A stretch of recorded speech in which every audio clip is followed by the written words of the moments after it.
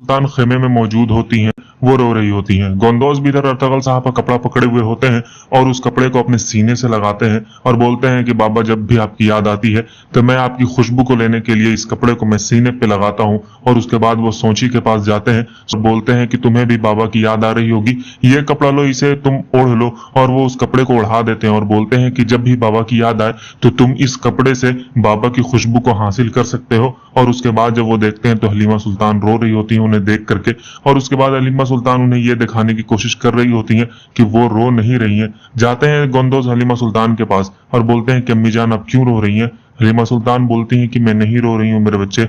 तो वो बोलते हैं कि आप रो रही हैं अम्मी जान, जबकि आपको याद होगा कि मेरे बाबा जंग पे जाने से पहले उन्होंने ये कहा था कि जब तक मैं जंग पर हूँ तब तक गोंदोज तुम हिफाजत करोगे अपनी अम्मी जान की, और मैं आपके पास यहाँ पर मौजूद हूँ, फिर आपको रोने की कोई जरूरत नहीं है। और उसके बाद हलीमा सुल्तान उन्हें गले लगा लेती हैं और बहुत ज्यादा वहां पर रोने लगती हैं। एंथोस और अर्तगल साहब दोनों गार से निकल जाते हैं। अर्तगल साहब ने बोला था कि मैं ठीक हो गया हूँ और मैं कबीले जाना चाहता हूँ, तो एंथोस ने बोला था कि मैं भी आपके साथ चलूंगा।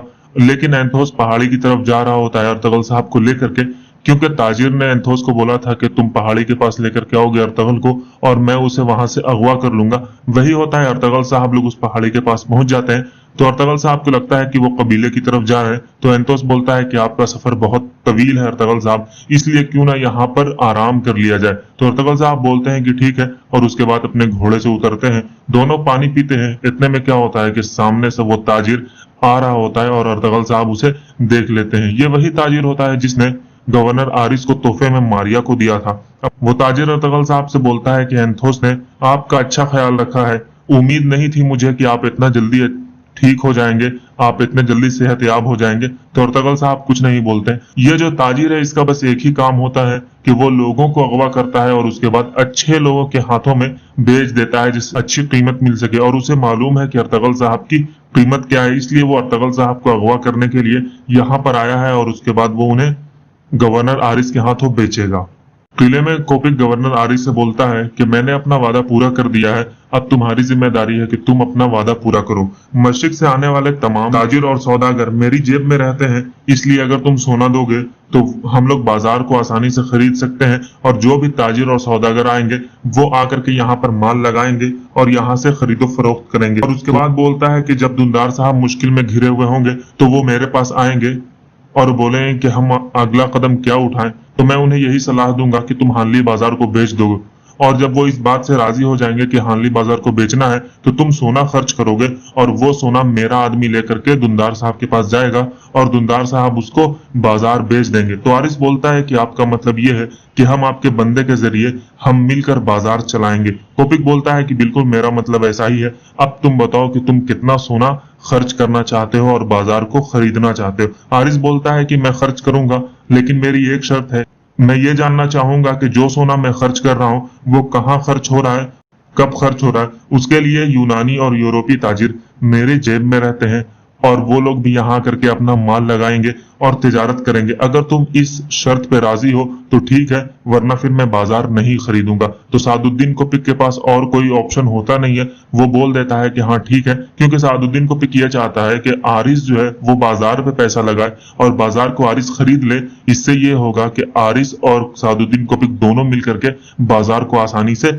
चलाएंगे और दुंदार साहब और अर्तगल साहब को वहां से हटा देंगे। तो कोपिक मुस्कुराता है और बोलता है कि ठीक है, मैं इस बात से राजी हूँ, बस तुम सोना लगा दो और उसके बाद फिर मैं तुम्हारी सारी बात मानने के लिए तैयार हूँ। तो वहां पे आरिस मुस्कुराता है और उसके बाद कोपिक जाता है आरिस के पास और जा करके आरिस से हाथ मिला देता है। इतने में क्या होता है कि वहां पे आ जाती है मारिया। ये वही मारिया होती है जिसे ताजिर ने दिया होता है तोहफे में आरिस को दिया था। सादुद्दीन कोपिक उसे देखता है और आरिस को बोलता है कि तुम कीमती सामान उठाने के माहिर हो, और उसके बाद कहता है कि ठीक है, मैं जा रहा हूँ, फिर मैं इस मसले पर बात करता हूँ। और वहां से वो निकल जाता है। ताजिर अर्तगल साहब के पास आता है और बोलता है कि आपका बहुत अच्छे से ख्याल रखा है एंथोस ने, अब वो अपने नए मालिक के हवाले करेगा आपको, आज से आपकी जिंदगी और रूह मेरी है। अर्तगल साहब जब ये बात सुनते हैं तो बोलते हैं कि मेरी जिंदगी और रूह तुम्हारे जैसे गिदड़ के लिए नहीं है। ताजिर सिमको सिपाही को बोलता है गिरफ्तार कर लो इसे, ये ऐसे नहीं मानेगा। फिर क्या होता है कि वहां पे अर्तगल साहब लड़ाई करते हैं और लड़ाई शुरू हो जाती है।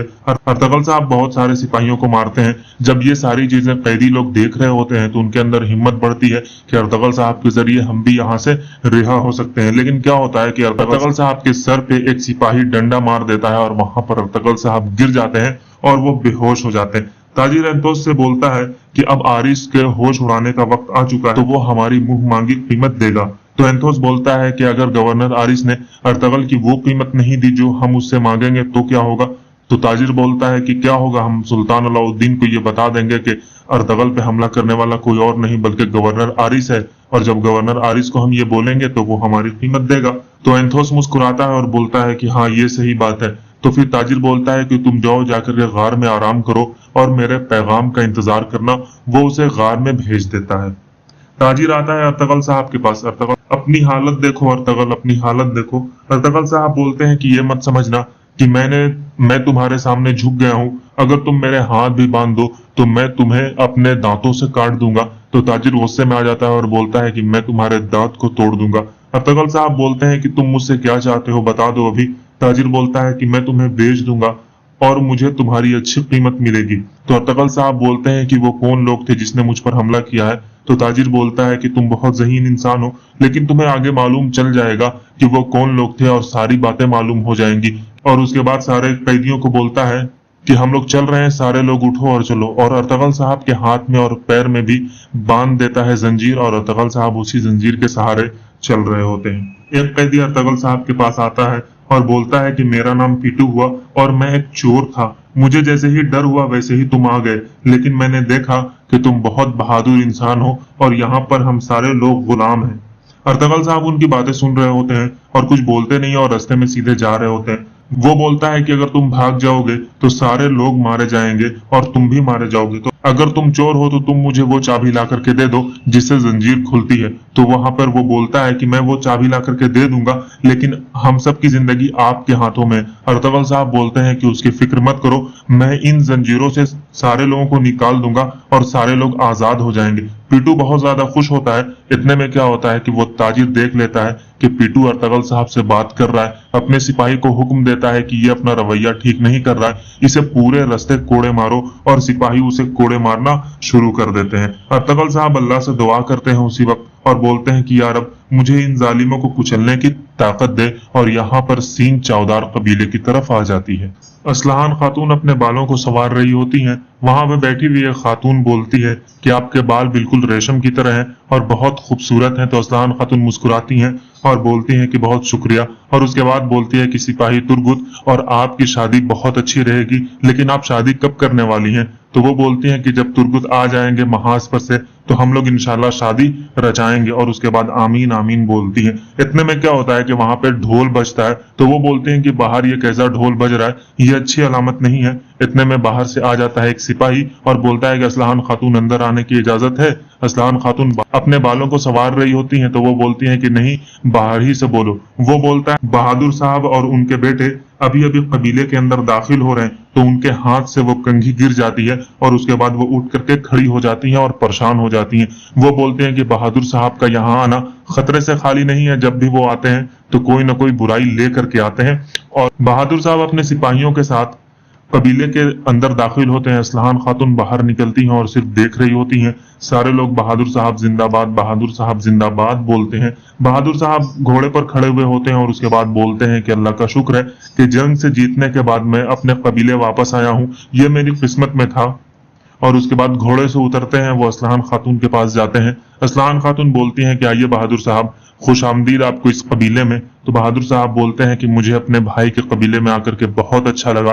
तो वो बोलती हैं कि आइए बैठिए, और उसके बाद सिपाही को बोलती हैं कि मेहमान बहुत दूर से आए हुए हैं, इन्हें शरबत दो और इन्हें आराम करने के लिए एक खेमा दे दो। उन्हें उस खेमे में लेकर के चला जाता है सिपाही। इधर क्या होता है कि बाजार में आ जाता है गवर्नर आरिस। वो बोलता है कि बाजार को आप लोग डाकुओं से बचाने में कासिर हैं, इसलिए अच्छा होगा कि आप बाजार को बेच दें। तो आर्तुक साहब वहां पर सोच रहे होते हैं कि ये क्या बोल रहा है। आर्तुक साहब बोलते हैं कि आपके कहने का मतलब क्या है। वो बोलता है कि मेरे कहने का मतलब बस इतना है कि बाजार को अच्छे हाथों में बेच देना बेहतर होगा, क्यों धुंधार साहब? तो धुंधार साहब वहां पर सोच रहे होते हैं और यहाँ पर क्या होता है कि एपिसोड खत्म हो जाता है। मुझे उम्मीद है कि आपको समझ में आ गया होगा। अगर आप इस चैनल पर नए आए होंगे तो चैनल को सब्सक्राइब कर दीजिएगा, वीडियो को लाइक कर दीजिएगा। दूसरी वीडियो में फिर मुलाकात करते हैं।